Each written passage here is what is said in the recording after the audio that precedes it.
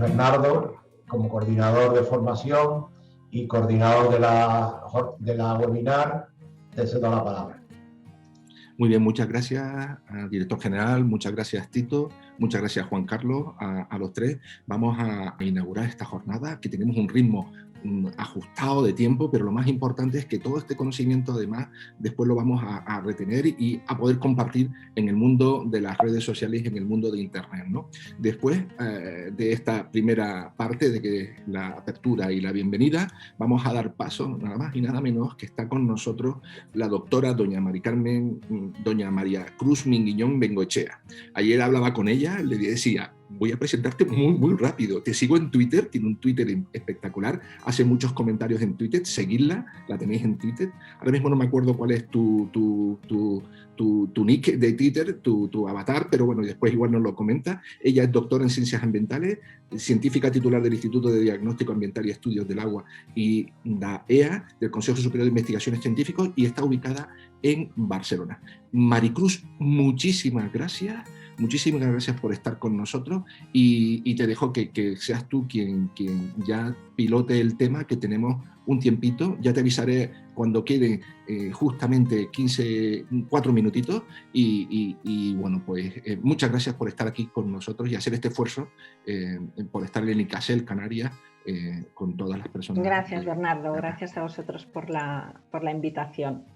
Pues me encargó Bernardo que hablara sobre las evidencias científicas de transmisión del SARS-CoV-2 y parece que ahora ya nos hemos puesto de acuerdo en que tenemos de todas las vías de transmisión de distintas enfermedades, pues que el SARS-CoV-2 se puede transmitir por gotas, por aerosoles o por fómites, que son las superficies. Y entonces seguro que ya conocéis esta figura de Donald Milton, que simplemente pues ilustra estas vías de transmisión. Y ahora no entro en los tamaños, pero los círculos en azul grande simulan las gotas, que serían gotas que emitimos al respirar o al hablar y que impactan directamente en ojos, nariz o boca del individuo susceptible. Los aerosoles, que son partículas más pequeñas que las gotas y que se mantienen suspendidos en el aire y por tanto el individuo susceptible los puede inhalar. Y los fómites o las superficies, que entonces estarían contaminados con virus del emisor y el receptor lo tocaría y después se ha de tocar ojos, nariz o boca. Entonces, estas son las vías en las que estamos de acuerdo. Yo siempre recuerdo, porque es una confusión que veo a veces, que hablamos del tamaño del virus y el tamaño de este coronavirus está alrededor de 100-120 nanómetros. Pero este virus no viaja así solo, ni viaja siquiera así, que en algunas ocasiones lo han ilustrado, sino que viaja más bien así. Es decir, que el virus tiene 100-120 nanómetros, pero cuando se desplaza por el aire, cuando sale del cuerpo, no está solo, sino que va formando parte de otras partículas más grandes que son de saliva o de fluido respiratorio y que son de diversos tamaños y que ahora los vamos a ver. Ponemos aquí los tamaños. Aquí en el eje X pongo, esto es escala logarítmica, ¿vale? Y entonces estos serían 0,1 micrómetros, unos 100 nanómetros que hemos dicho que tenía el virus. Y para tener una idea de los tamaños, pues aquí todavía más pequeño tendríamos partículas de hollín, de las que emiten los tubos de escape, alrededor de 3 micras, o hay bacterias de muchos tamaños, estarían por aquí.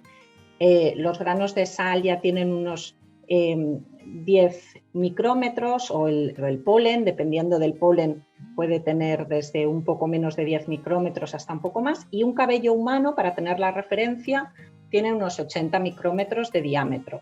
Entonces, para tener la referencia de los órdenes de magnitud, pues desde aquí hasta aquí la relación sería entre una pelota de fútbol y un estadio entero. ¿Dónde están los aerosoles que decíamos antes? Pues están desde así de pequeños y hasta así de grandes, hasta igual que el diámetro de un cabello humano. Disculpadme que quiero cambiar. Vale, lo dejo así. Lo dejo así. Entonces, también hay una confusión extendida, o ahora ya menos, pero la ha habido durante muchos meses, separando aerosoles por menos de, para definir partículas de menos de 5 micrómetros y las de más de 5 micrómetros de diámetro se decía que son gotas, y como gotas que caen al suelo en los famosos 1 o 2 metros, pero la ciencia de partículas nos dice que los aerosoles en realidad es un continuo de tamaños, pero las partículas que tienen un tamaño de hasta unos 100 micrómetros se mantienen en el aire durante mucho tiempo y se pueden desplazar distancias de varios metros.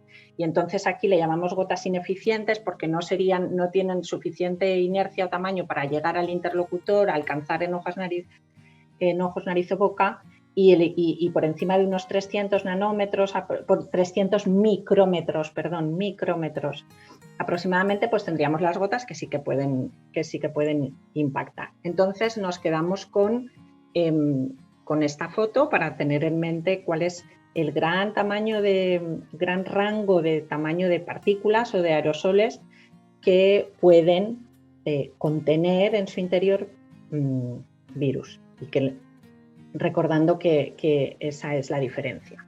Bueno, ¿y por qué es relevante esto? Pues porque nosotros al respirar y al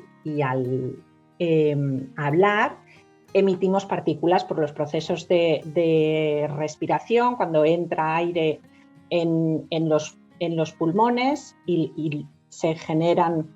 Al separarse se generan estas partículas y después cuando exhalamos las emitimos, y al hablar generamos también partículas en la tráquea, en las cuerdas vocales y en la boca. Y esto da como resultado, bueno, esto es una imagen de Lidia Boroiva, que es una investigadora que trabaja desde hace muchos años en transmisión de enfermedades en dinámica de fluidos, y esto sería una visualización de un estornudo, por ejemplo. Entonces, ¿cómo son estos aerosoles entonces que generamos? Pues si lo ponemos sobre nuestro dibujo de tamaños para saber en qué tamaños están, y que habíamos dicho que están en todo este rango de tamaños, pues estas son las emisiones que se han medido cuando una persona habla. Entonces, tendríamos todas estas partículas de aquí y hasta aquí, que son aerosoles, y esta parte de aquí, que son gotas. Y entonces vemos que por cada gota hay unos 1000 aerosoles cada vez que respiramos, o en este caso que hablamos. Y también hemos oído ya que se generan más partículas cuando hablamos o cuando cantamos fuerte, entonces alto. Entonces aquí vemos las partículas generadas al respirar, al hablar normal, al hablar alto, al cantar alto, y como veis aumenta. Y además en este estudio pues se vieron la eficacia de las mascarillas, de las que se va a hablar posteriormente, y entonces pues veis que para el cantar alto esto va aquí sin mascarilla, y sin embargo con mascarilla pues se reduce mucho la emisión. Cuando las emitimos resulta que no se quedan así, porque hemos dicho que las partículas que emitimos son de saliva o de fluido respiratorio, y entonces cuando las emitimos a una temperatura similar a nuestra temperatura corporal, y en contacto con el aire pues pierden humedad. Aquí estos son unas fotos de microscopio y se puede ver al 95% de humedad y al 30% de humedad, pues que ha reducido su tamaño. Y esto sería el tiempo que tarda una partícula en reducir su tamaño a 1 micrómetro. Entonces, dependiendo de su tamaño de origen, pues una partícula de 10 micrómetros lo reduce en menos de 1 segundo. Una partícula de 100 micrómetros, pues al cabo de 5 segundos de ser emitida, ya se ha evaporado y ha reducido mucho su tamaño. Esto tiene consecuencias porque al reducir su tamaño cambia cómo se comporta en el aire, se puede mantener en las que son más pequeñas, se mantienen en suspensión en el aire durante más tiempo. Antes de esta pandemia ya había muchos estudios de transmisión de enfermedades por el aire y de emisión. Entonces os pongo aquí un estudio del virus de la gripe y se estudió cuál era el contenido de virus en las partículas que se emitían al respirar. Aquí veis cómo se hizo el ensayo. Y entonces aquí después la instrumentación que tenían permitían separar partículas de más de 5 micrómetros y partículas de menos de 5 micrómetros. Y como veis, había muchas más partículas de las más finas de estos dos rangos, que son las inferiores a 5 micrómetros. Y en este otro estudio, también para virus de la gripe, se pidió a los individuos que respiraran normal y recitaban el alfabeto. Y esto lo hicieron sin toser, tosiendo menos de una vez por minuto y tosiendo más de una vez por minuto. Y veis, para partículas de más de 5 micrómetros y de menos de 5 de nuevo. Y entonces veis que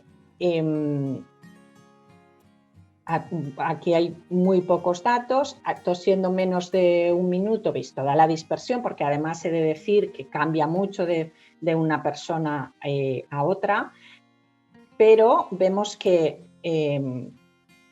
aquí tenemos más partículas de las inferiores a 5 micrómetros cuando no se tose. Incluso cuando se tose, que al toser generamos más partículas, como se puede ver aquí, y generamos más partículas también en el rango grueso. Incluso así, la cantidad de copias de virus en las partículas finas, como veis, era superior, si comparamos los dos azules, era superior que las partículas de más de 5. ¿Qué estudios tenemos del SARS-CoV-2 en los fluidos respiratorios? Y como ya adelantaba antes, hay mucha variación del contenido de virus entre distintas personas y además varía a lo largo del desarrollo de la enfermedad, y esto lo vamos a ver al final del todo. Pero hay varios estudios y, como veis, hay rangos súper amplios, cambiando de orden de magnitud en copias de virus por mililitro de fluido respiratorio. Pues desde el orden de 10 a la 6 o hasta un máximo de 10 a la 8, que son 100 veces más. Y hay estudios que, este de aquí abajo, que han tratado de ver si había diferencias en la emisión o en la carga viral dependiendo de la edad, y en este estudio no han encontrado diferencias significativas. Pero sí hay, evidentemente, virus en el fluido respiratorio.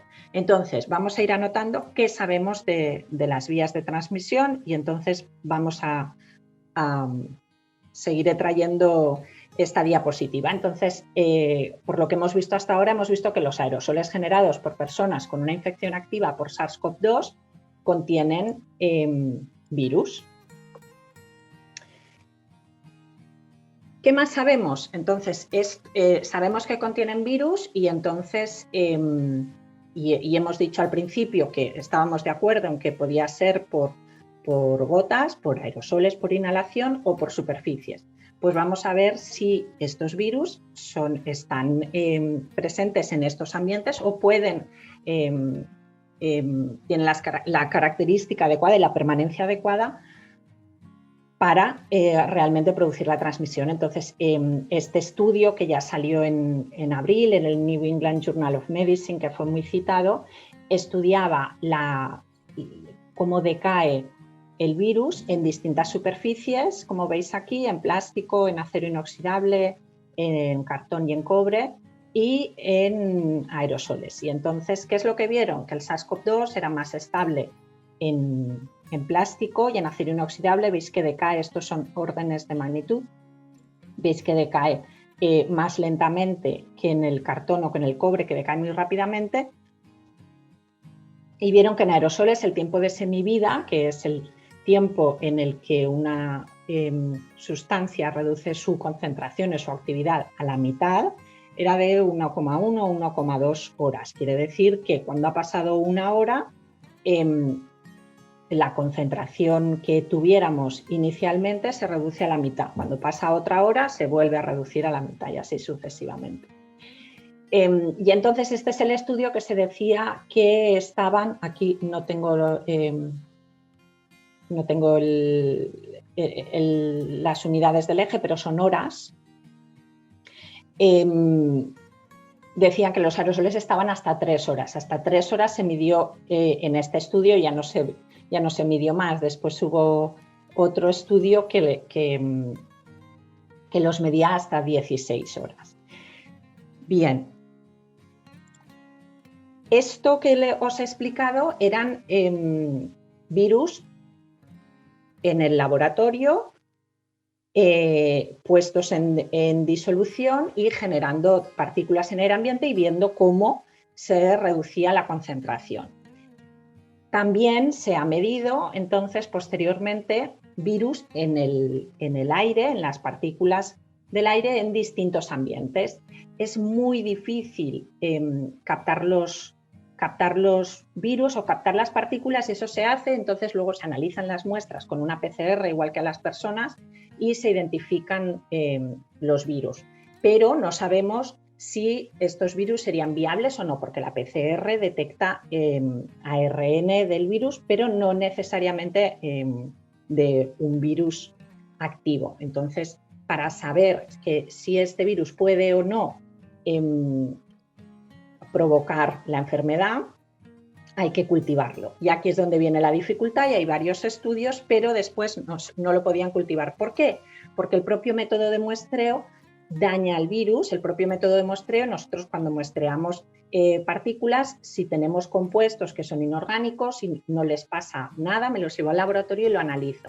Pero si tengo vía aerosoles, si tengo virus, entonces el propio proceso los daña o se secan, entonces es muy difícil después poderlos cultivar. Eso no quiere decir que no sean viables en el aire, sino que no he sido capaz de cultivarlos. No sé si eran viables o no. Entonces se utilizó en este estudio otro método de muestreo que captura las partículas por vía acuosa y que por tanto no daña el virus, y entonces fueron capaces de cultivarlo y demostrando por fin lo que se sospechaba, que es que evidentemente los virus que vemos en las partículas en aire ambiente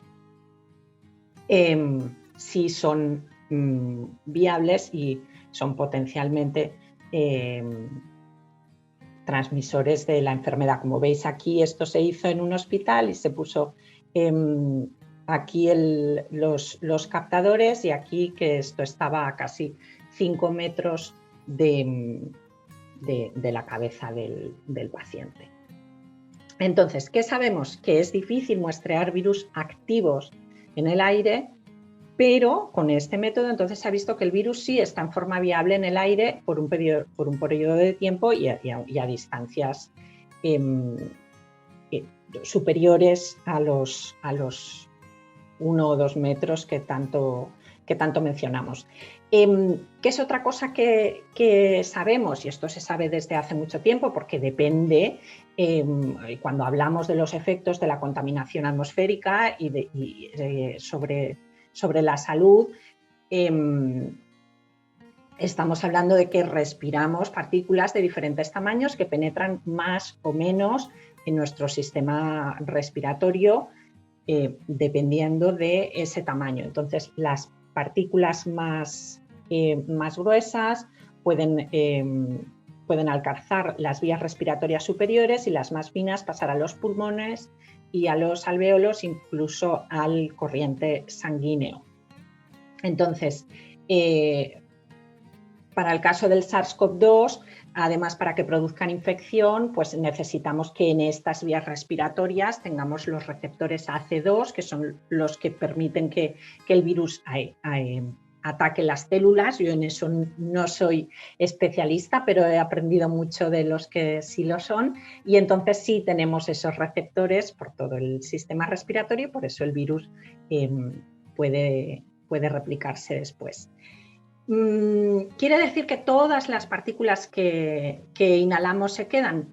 No, y esto también está estudiado desde hace tiempo, y algunas se depositan, y esta es la fracción depositada en nuestro sistema respiratorio dependiendo del tamaño de partículas. Simplemente quiero poner que los aerosoles típicamente respiratorios, como veíamos antes, empiezan por un poco menos de 1 micrómetro y hasta 100 micrómetros, y vemos que estos aerosoles se pueden depositar los generados por otra persona, se pueden depositar en nuestro sistema respiratorio y sobre todo en las vías superiores. Como veis aquí, esta es la parte punteada de la cabeza y estos serían solo las vías inferiores. Entonces sabemos que los tejidos diana, que se llaman, en los que el virus puede comenzar la infección, que son los que tienen estos receptores que decíamos hace dos, son accesibles por los aerosoles, y son accesibles, he puesto aquí por los aerosoles y por las gotas grandes que llegarían. ¿Qué más sabemos? Pues se han hecho estudios con animales, han hecho estudios con hurones. Entonces aquí, por ejemplo, infectaban un hurón, este de aquí, este es el que le llaman el donante, o es el que infectan inicialmente. 6 horas después ponen aquí otro hurón en esta misma jaula, y un día después ponen aquí otro hurón en una jaula separada. ¿Qué sucedió? Pues que se contagian tanto este por contacto directo como este, que podemos decir que se ha contagiado por el aire porque no ha estado en contacto directo con este. Además estudiaron cuál era la replicación viral en los animales infectados y no vieron que hubiera diferencias significativas entre una u otra vía de contagio, y por tanto concluyen que esto es una evidencia robusta de la transmisión del SARS-CoV-2 por el aire. Otro estudio se hizo con hámsteres, y entonces también ponían un caso índice en una de las jaulas y 3 susceptibles en otra. Ahora me estoy confundiendo porque, exactamente, sí, 2 de estos y 1 de este. Entonces 3 en la otra jaula, y esto lo replicaron 5 veces.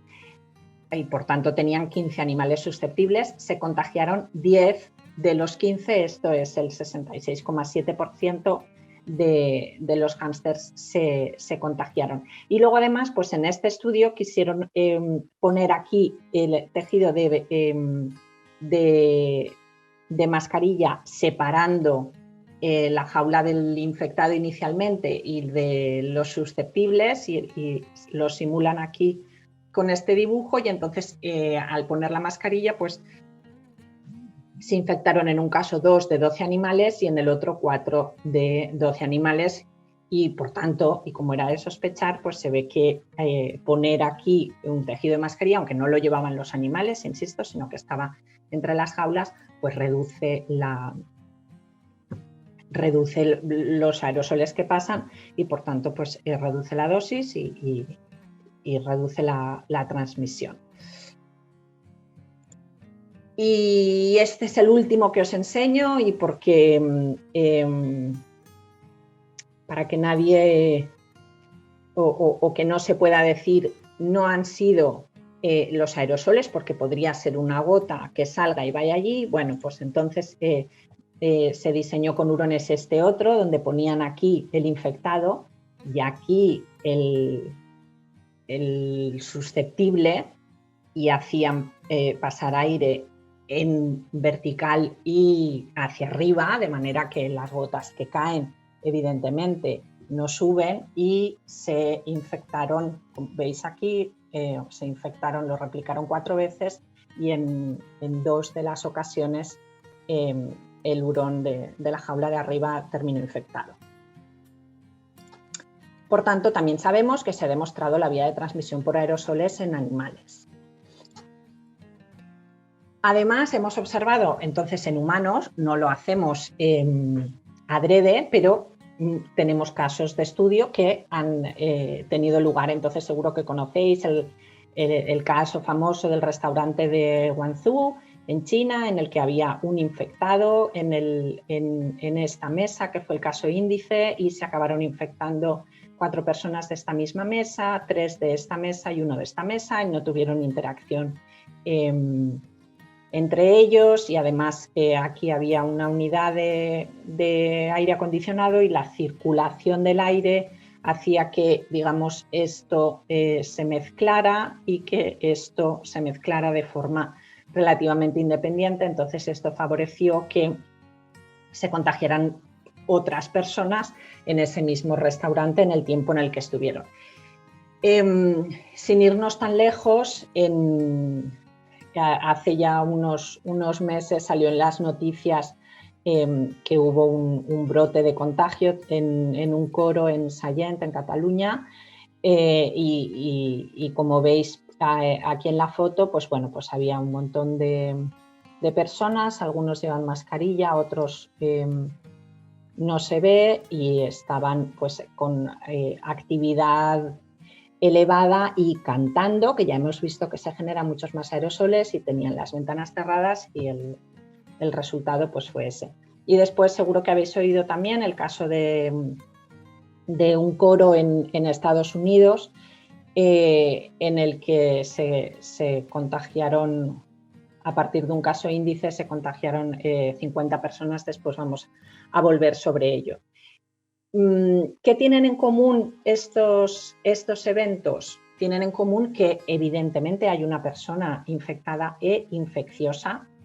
Es decir, hay veces que dicen, pues yo estuve en un ambiente así y no pasó nada. No pasó nada porque no había nadie contagiado.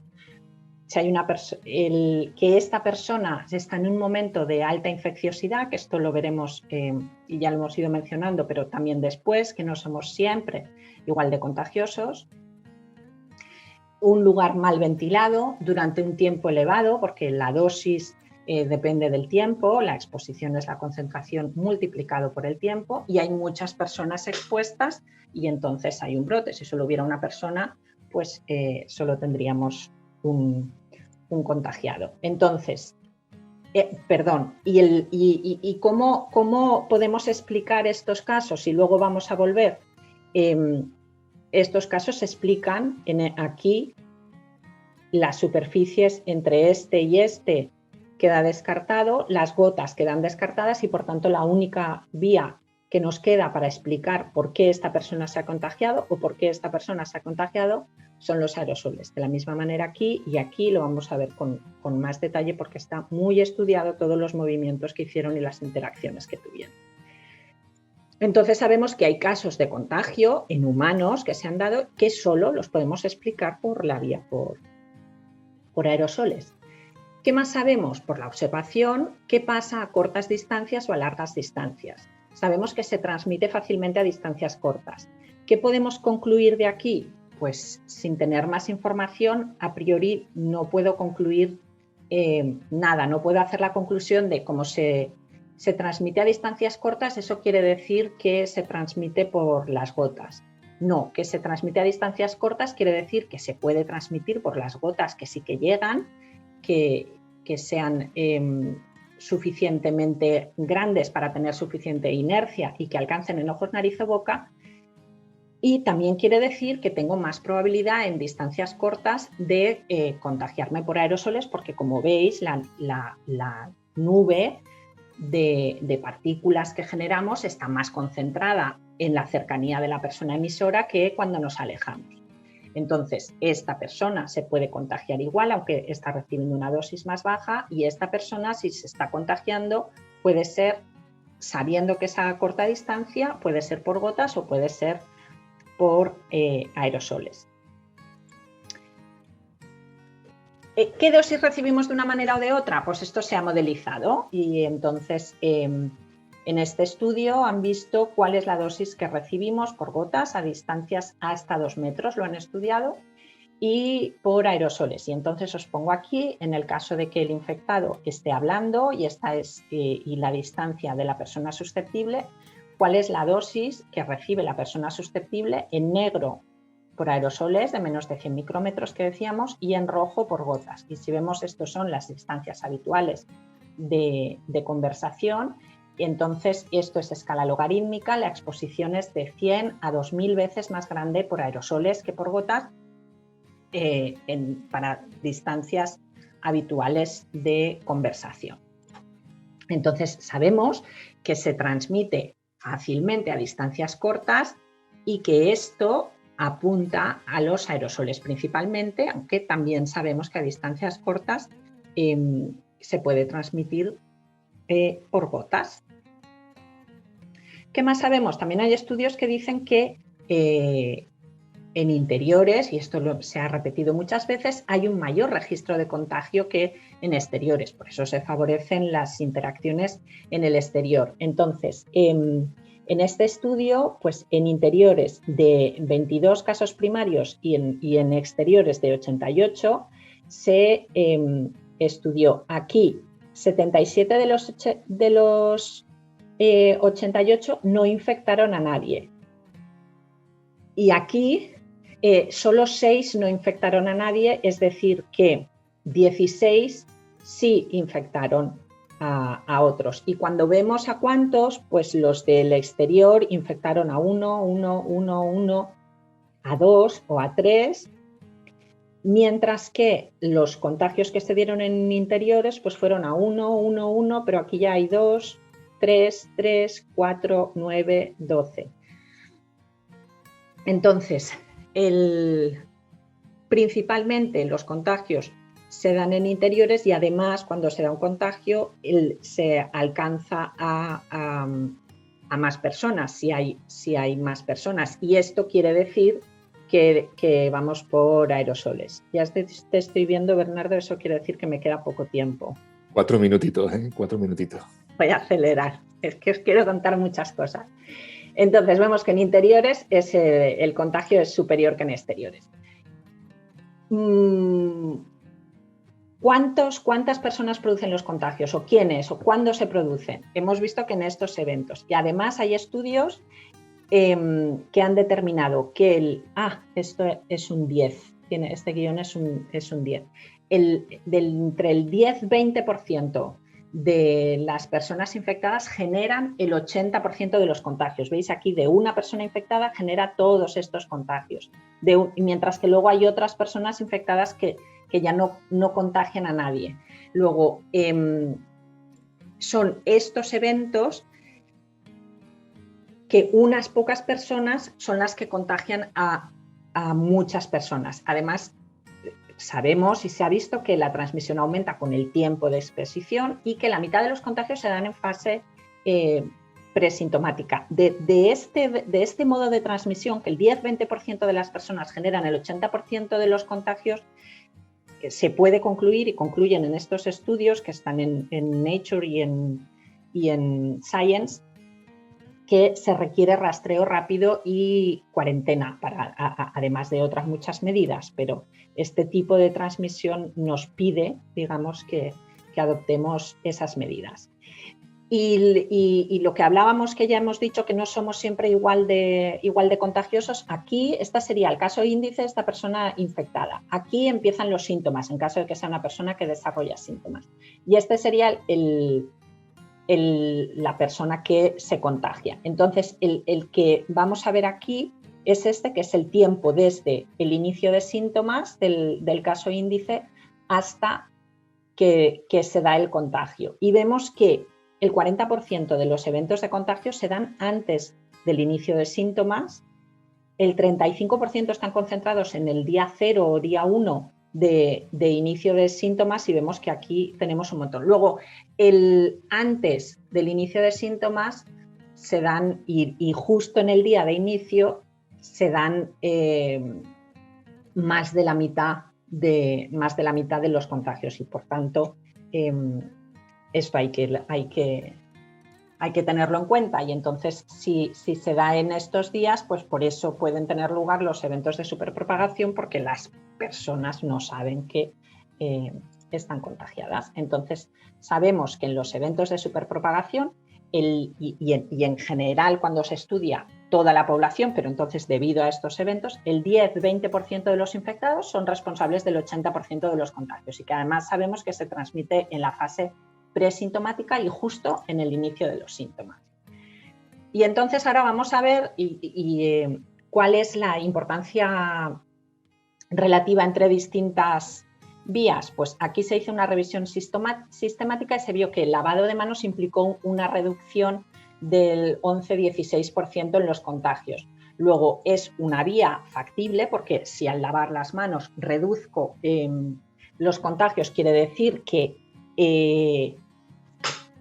esa vía estaba generando contagios, pero no es una vía principal. Si fuera la vía principal, pues habría visto una reducción del 80% de los contagios. Además, y volviendo a los animales, en otro estudio diferente, y solo os muestro aquí, se expuso a hámsteres por contacto directo y se contagiaron todos, por aerosoles se contagiaron todos y por fómites y se contagió 1 de 3. Luego, otra vez nos está indicando que no serían las superficies la vía principal, sino que vamos a las otras vías. Y afinar el porcentaje es súper difícil. Entonces, os enseño algunos estudios que han tratado de afinar el porcentaje. Se estudió, ya sabemos, el crucero del Diamond Princess. Entonces, aquí modelizaron y entonces ven las estimaciones.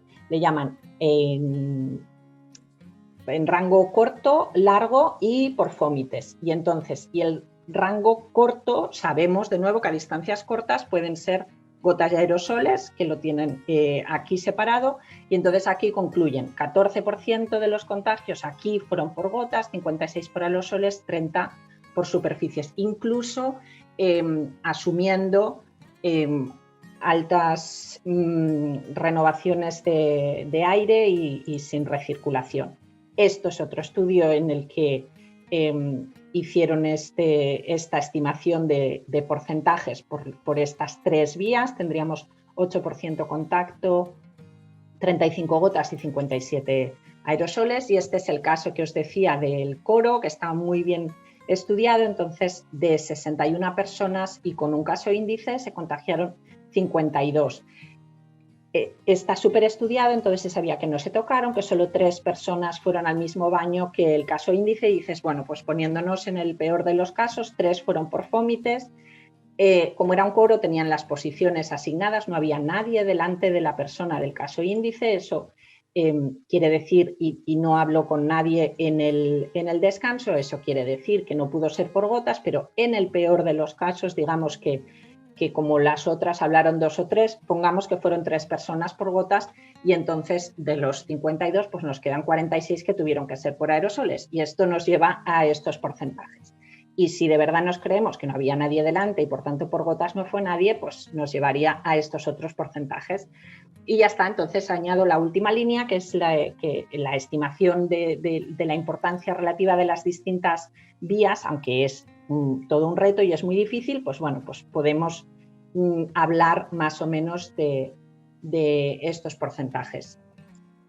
Y ya termino, solo recuerdo que esta carta a la OMS en forma de artículo científico ya se mandó en junio hablando de la transmisión por aerosoles, luego salió este artículo de Science basado en esto, que son 16 horas si alguien quiere aprender más, de webinars a la disposición por expertos de primera línea hablando de esto y más recientemente la revista Nature decía que por qué prestamos tanta atención a las superficies y ya sabemos que la transmisión es por los aerosoles.